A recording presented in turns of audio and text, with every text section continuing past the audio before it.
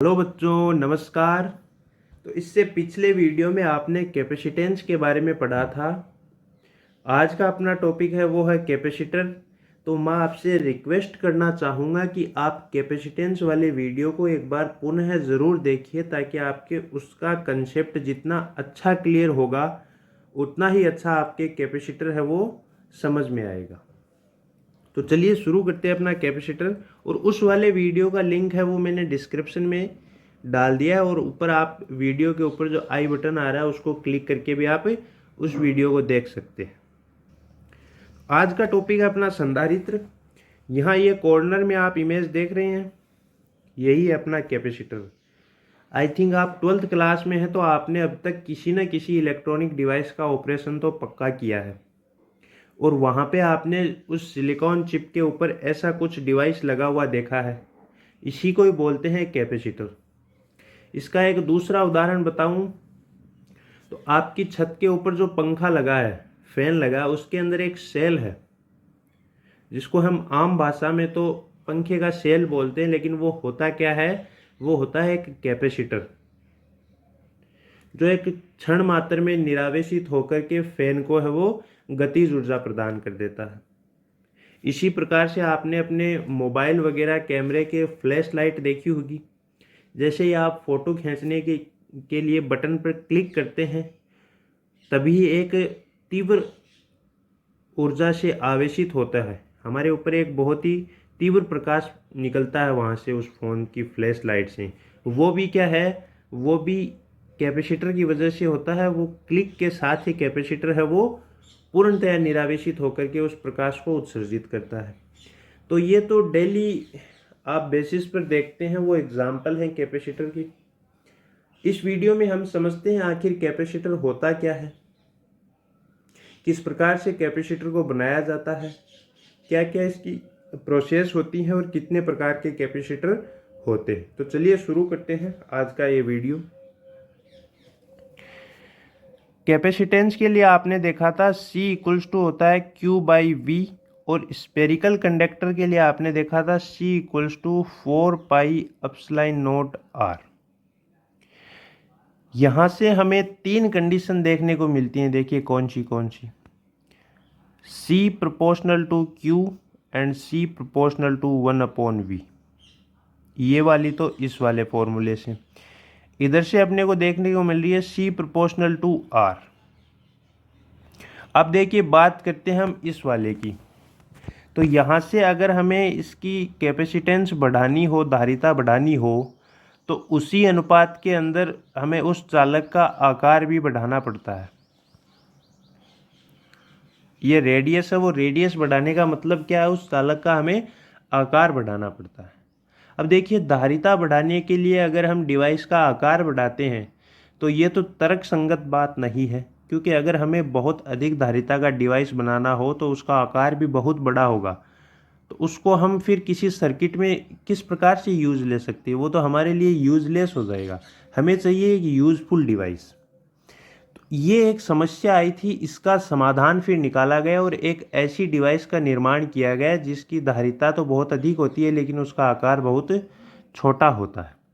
हम उसके आकार में वृद्धि किए बगैर ही उसकी धारिता को बढ़ा देते हैं। तो ये जो प्रॉब्लम आई थी, इसका समाधान निकाला गया। क्या निकाला गया? समाधान। और समाधान के रूप में एक न्यू डिवाइस का फॉर्मेशन हुआ।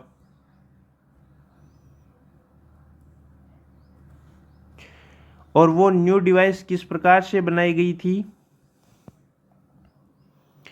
वो इस प्रकार से बनाई गई कि हमने उसके Q को तो फिक्स रखा, फिक्स Q। देखिए इस वाले फॉर्मूले से हम बात करेंगे अब।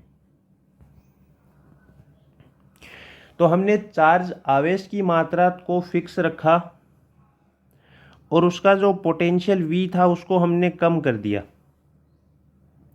अगर पोटेंशियल को कम करेंगे तो यहाँ से देखिए C प्रोपोर्शनल टू 1/V।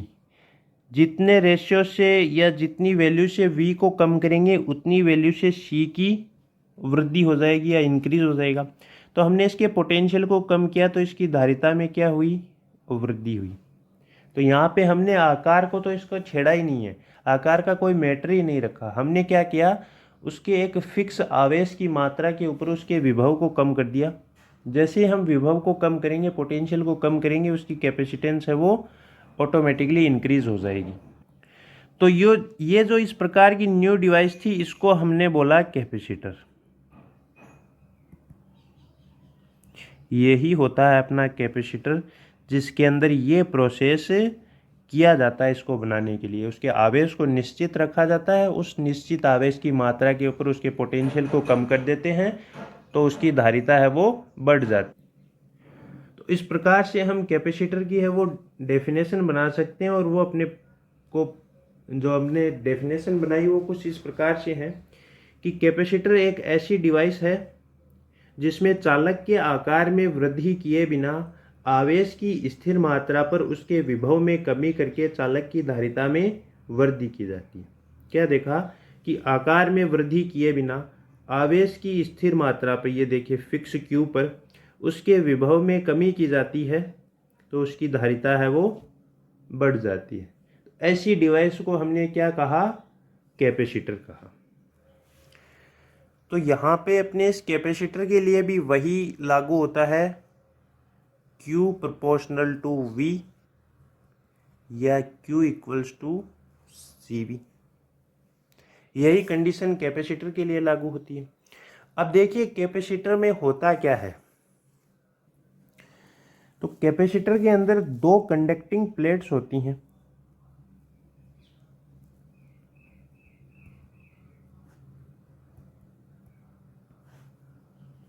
अर्थात दो चालक प्लेट होती हैं, और इन प्लेटों का आकार या आकृति है वो तीन प्रकार से हो सकती है। कौन सी हो सकती है? तो जो तीन प्रकार की आकृतियां वो होती हैं, नंबर 1 आयताकार, नंबर 2 बेलनाकार और नंबर 3 गोलाकार। तीन प्रकार की आकृतियों की प्लेट हो सकती हैं, और इन्हीं तीन प्रकार की आकृतियों की वजह से अपना जो कैपेसिटर है वो तीन प्रकार का होता है। तो यहाँ पे हम देखते हैं टाइप ऑफ कैपेसिटर कौन से होते हैं। तो देखिए, जिस कैपेसिटर के अंदर प्लेट है वो आयताकार होगी, वो कैपेसिटर होगा अपना टाइप्स ऑफ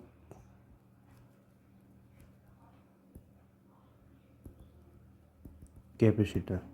तो जिसमें आयताकार प्लेट होंगी वो है तो होगा समांतर प्लेट।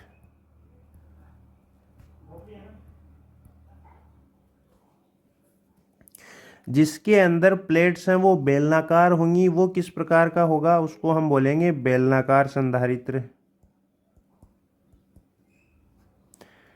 अर्थात सिलेंड्रिकल कैपेसिटर। और जिसके अंदर प्लेट्स हैं वो गोलाकार होती हैं, उसको हम बोलेंगे गोलीय संधारित्र,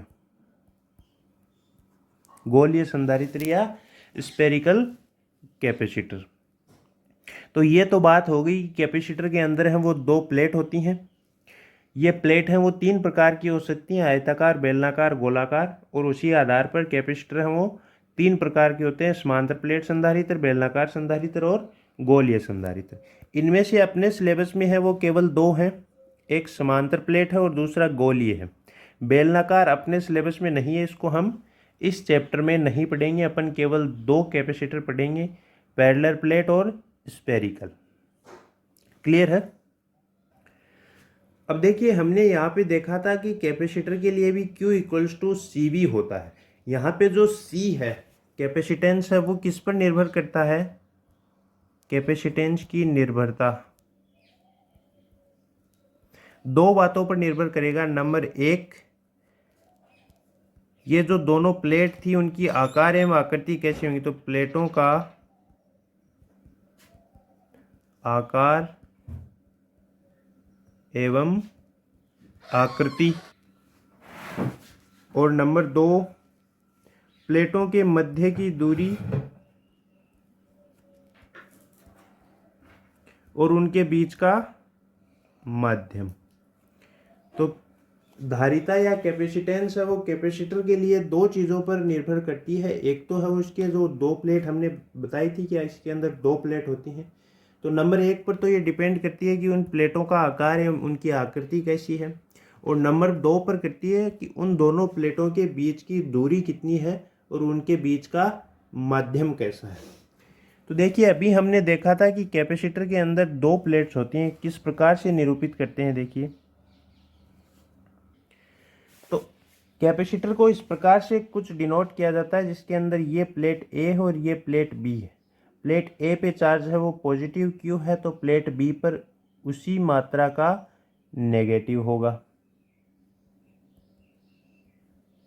ये पॉजिटिव और ये वाला नेगेटिव। तो इस प्रकार की 2 प्लेट होती हैं कैपेसिटर के अंदर जो विपरीत आवेश से आवेशित होती हैं।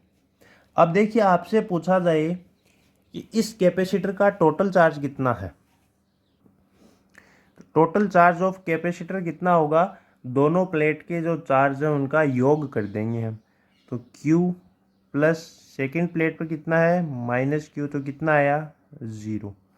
तो टोटल चार्ज ऑफ कैपेसिटर कितना आता है 0। लेकिन अगर ये पूछा जाए कि ये कितने आवेश से आवेशित है, चार्ज कितना है इसका, तो चार्ज होता है इसकी एक प्लेट का आवेश। ये जितनी मात्रा का आवेश इसकी एक प्लेट पर है वही मात्रा क्या होता है, इसकी आवेश की मात्रा होती है। इसका चार्ज कितना होगा Q। तो टोटल चार्ज पूछा जाए तो 0, और कितने चार्ज से ये चार्ज है ये पूछा जाए तो Q। इस डायग्राम से अपने इसको Q चार्ज दिया है तब। तो ये दोनों बातें आपको ध्यान में रखनी है, ये बहुत कंफ्यूज करती हैं टोटल चार्ज और चार्ज वाली। तो टोटल चार्ज 0 और चार्ज होगा Q। अब देखिए जब अपने कैपेसिटर को सर्किट में लगाते हैं तो इसको डिनोट किस प्रकार से किया जाता है। तो जो इसका नोटेशन है वो डिवाइस में कुछ इस प्रकार, सर्किट में कुछ इस प्रकार से किया जाता है। जहाँ कहीं सर्किट में आपको ये साइन नज़र आए इसका मतलब ये क्या है, कैपेसिटर है। लेकिन कहीं कहीं आपने इसका दूसरा रूप भी देखा होगा,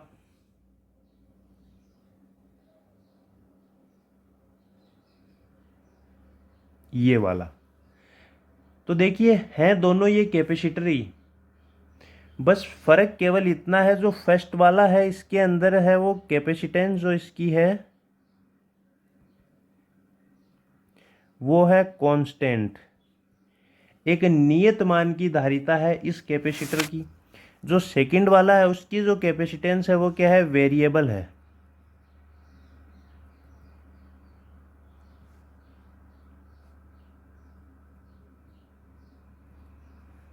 इसकी जो धारिता है वो क्या है, परिवर्तित धारिता है।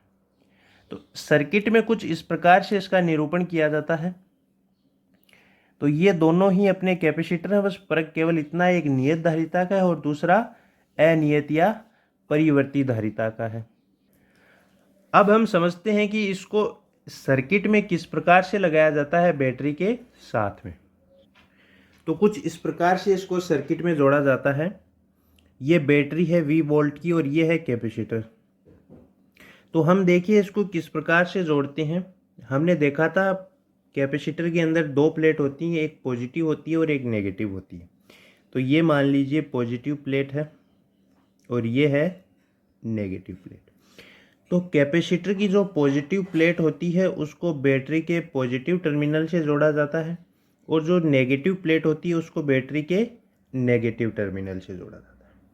तो इसको इस प्रकार से तो सर्किट में जोड़ा जाता है बैटरी के साथ, पॉजिटिव सिरे को पॉजिटिव सिरे से और नेगेटिव सिरे को नेगेटिव सिरे से। अब देखिए अगर हम इस बैटरी को रिमूव कर लें, हम क्या करें, बैटरी को हम रिमूव करेंगे तो ये जो कैपेसिटर है वो अपना चार्ज्ड कैपेसिटर कहलाएगा, क्योंकि इसने बैटरी से आवेश है वो लेकर के अपने अंदर संग्रहित कर लिया, उनका स्टोर कर लिया है।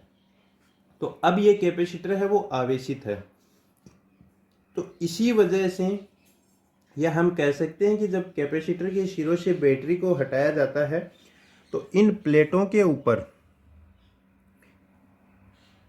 चार्ज का संग्रहण हो जाता है, चार्ज है वो संग्रहित हो जाता है, स्टोर हो जाता है।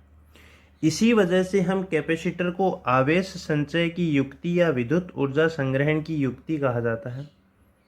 तो हम इस गुण के कारण, कौन से गुण के कारण, कि अगर हम बैटरी को रिमूव करते हैं तो उसके सिरों के ऊपर कुछ चार्ज है वो स्टोर्ड हो जाता है।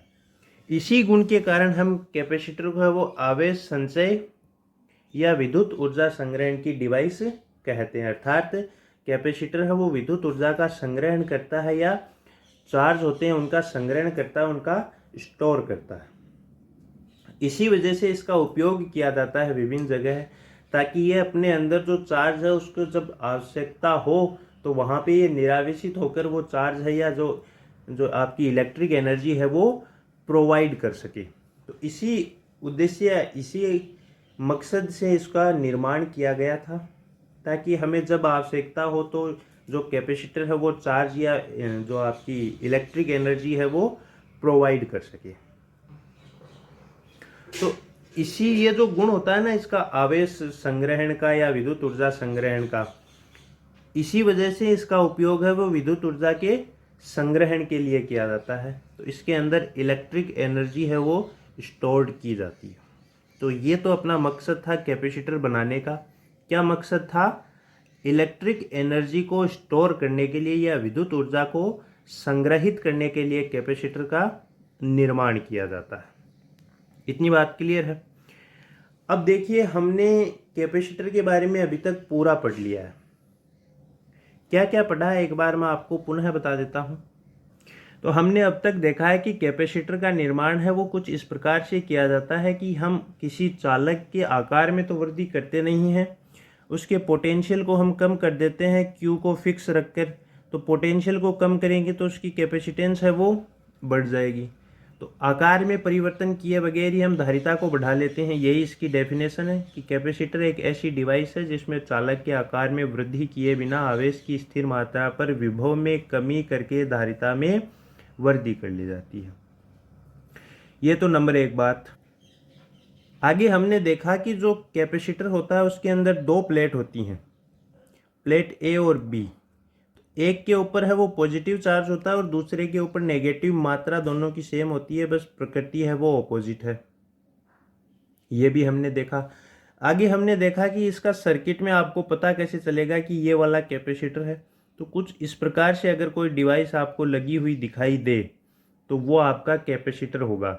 ये वाला कैपेसिटर है वो कांस्टेंट कैपेसिटेंस का है और ये वाला है वो वेरिएबल कैपेसिटेंस का है। ये हमने देखा। इसके आगे हमने देखा कि इसका निरूपण या इसको किस प्रकार से सर्किट में लगाया जाता है।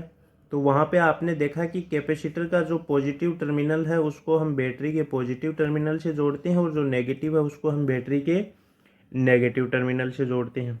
फिर हमने देखा कि अगर हम इस बैटरी को रिमूव कर लेते हैं तो यहाँ पे इस कैपेसिटर के ऊपर कुछ चार्ज है वो स्टोर्ड हो जाता है और इसी गुण के कारण कैपेसिटर को है वो आवेश संचय या विद्युत ऊर्जा संग्रहण की डिवाइस भी कहते हैं। और यही इस कैपेसिटर को बनाने का मकसद था। क्या मकसद था? कि विद्युत ऊर्जा का संग्रहण कर सके या इलेक्ट्रिक एनर्जी का स्टोर कर सके। तो ये अपना कैपेसिटर था। अब हम देखते हैं कि ये जो दो हमने देखा कि कैपेसिटर के अंदर दो प्लेट होती हैं, एक पर होता है पॉजिटिव, एक पर होता है नेगेटिव। तो ये फंडा क्या है, आखिर कैपेसिटर का फॉर्मेशन किस प्रकार से किया गया, तो अब वो समझते हैं।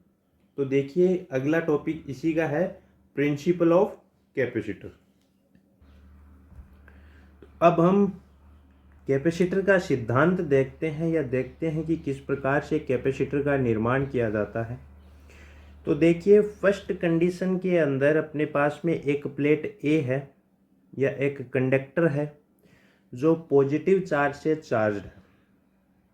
अब हम क्या करते हैं, इस प्लेट ए के पास में अदर कोई प्लेट बी है वो लेकर के आते हैं, इसके पास में लेकर के आते हैं इसको। तो आपने प्रेरण के द्वारा आवेशन पढ़ा है चैप्टर नंबर 1 में।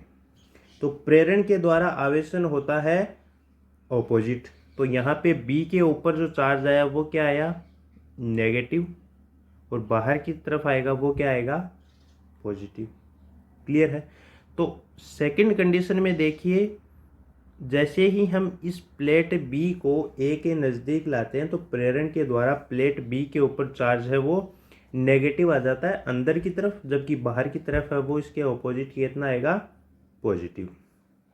अब यहाँ पे दो कंडीशन बनती हैं।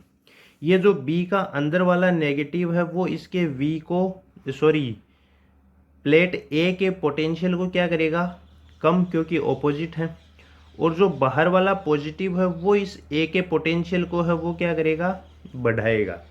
लेकिन यहाँ पे डायग्राम में देखिए आप, जो नेगेटिव चार्ज है वो पॉजिटिव से काफ़ी कम दूरी पर है। इसका मतलब इस प्लेट ए के पास में जो सबसे नज़दीक है वो है नेगेटिव। इसका मतलब जितना ये पॉजिटिव वाला इसके पोटेंशियल को बढ़ाएगा उससे कहीं ज़्यादा ये नेगेटिव वाला इसके पोटेंशियल को कम कर देगा। तो इस कंडीशन में जो इसका V है वो क्या होगा, कम होगा। ये जो पूरा फॉर्मेशन बना है ना इतना, इसका V है वो क्या होगा, कम होगा। नेक्स्ट स्टेप में अपन क्या करते हैं, इसका जो ये बाहरी सिरा है इसको कर देते हैं हम भूसंपर्कित। तो देखिए यहाँ पे हमने इस प्लेट बी के बाहरी सिरे को भूसंपर्कित कर दिया। भूसंपर्कित करने का मतलब ये होता है कि जिस सिरे को भी आप भूसंपर्कित करते हैं उसका जो जितना चार्ज होता है वो सारा का सारा चला जाता है पृथ्वी में या अर्थ में। तो इसका बाहर का जितना भी जो पॉजिटिव चार्ज था ये वाला वो कहाँ चला गया, पृथ्वी में या भूमि में। तो ये हो गया न्यूट्रल। अब प्लेट बी पर क्या बचा, केवल नेगेटिव चार्ज। ठीक है, तो यहाँ पे देखिए जितना प्लेट ए पर पॉजिटिव है उतना ही प्लेट बी पर नेगेटिव होगा। तो यहाँ पे ये अब केवल नेगेटिव बचा है, तो ये इसके वी को काफ़ी ज़्यादा कम कर देता है। तो इस कंडीशन में जो पोटेंशियल होता है वी वो क्या क्या प्राप्त होता है हमें, बहुत कम हो जाता है। अब जब पोटेंशियल बहुत कम हो गया तो धारिता क्या हो जाएगी, अधिक, क्योंकि इस कंडीशन में V है वो काफ़ी कम है तो जो कैपेसिटेंस है वो बढ़ जाएगी। तो इस प्रकार से हमें क्या प्राप्त हुआ कि हमने इस कंडक्टर के आकार में वृद्धि नहीं की। हमने क्या किया, ये जो एक कंडक्टर था इसके पास में हम दूसरा कंडक्टर लेकर के आए जो क्या था, भूसंपर्कित था। तो इस प्रकार से हम कह सकते हैं कि कैपेसिटर को बनाते हैं तो हम क्या करते हैं कि एक कंडक्टर के पास में दूसरा कंडक्टर लेकर के आते हैं जो है भूसंपर्कित। तो इस स्थिति में उस कंडक्टर या उस डिवाइस का जो पोटेंशियल है वो तो बहुत कम हो जाता है और उसकी धारिता है वो बहुत अधिक मात्रा में बढ़ जाती है। तो इस प्रकार से जो है वो कैपेसिटर का निर्माण किया जाता है। तो यहाँ पे हमने आपको जो पहले बताया था कि कैपेसिटर के अंदर दो प्लेट होती हैं। तो वो दो प्लेट ये हैं ए और बी, जिसमें एक पर है वो पॉजिटिव चार्ज है और दूसरे पर है वो नेगेटिव चार्ज है। तो ये अपना पूरा कंसेप्ट था कैपेसिटर से रिलेटेड, जिसमें मैंने आपको कैपेसिटर ऊपर वाला जो कैपेसिटर का मूल चीज़ बताई थी वो मैंने आपको 2 बार रिपीट करवा दी। अब मैंने आपको प्रिंसिपल ऑफ कैपेसिटर है वो आपको समझा दिया कि पहले एक प्लेट होती है, उसके बाद में दूसरी प्लेट को उसके नज़दीक लाते हैं तो प्रेरण के द्वारा उसके ऊपर है वो विपरीत चार्ज आ जाता है। उसकी जो ऑपोजिट साइड है या बाहर वाली साइड है उसको हम कर देते हैं भूसंपर्कित। तो उसका जो टोटल चार्ज है वो हो जाता है आपका न्यूट्रल। तो शेष बचता है प्लेट ए पर पॉजिटिव और प्लेट बी पर नेगेटिव।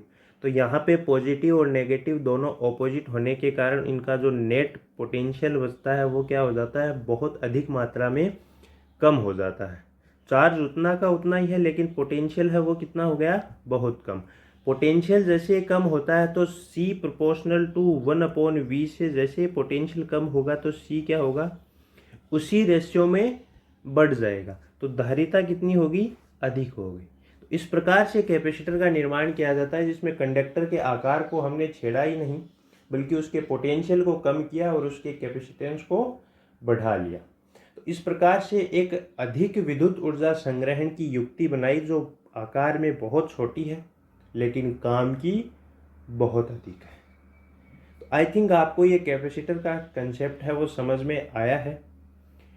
अगली वीडियो क्लास में अपन पढ़ेंगे इसके देखिए 2 अपने सिलेबस में मैंने बताए, पैरेलल प्लेट और स्पेरिकल। तो नेक्स्ट क्लास में अपन पैरेलल प्लेट कैपेसिटर के बारे में अच्छे से समझेंगे। तब तक के लिए नमस्कार, मिलते हैं अगले वीडियो में।